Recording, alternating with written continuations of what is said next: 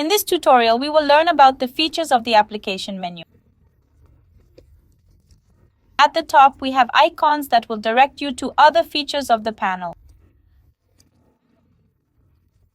In this section, you can preview your broadcast. If you are not broadcasting, a "Trying to reconnect" message will display, and if you are broadcasting, your transmission will be displayed.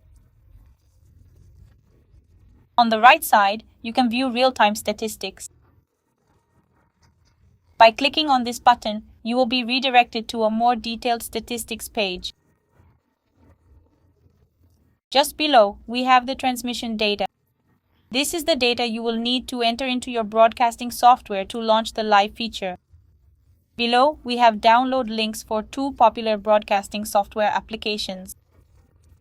We recommend using OBS Studio, which is free, but you can use any other software that you like which supports the RTMP link.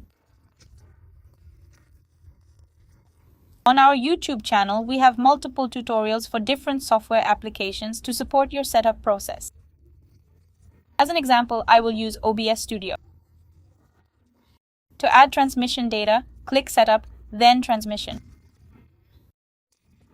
Select the custom service and paste the FMS URL found on the panel into the server field and the stream into the transmission key field. Click Apply and then OK. Remember, additional settings will be necessary for your live broadcast to function optimally, depending on the restrictions of your specific plan. You can review the complete and detailed settings on our YouTube channel or get in touch with our support team.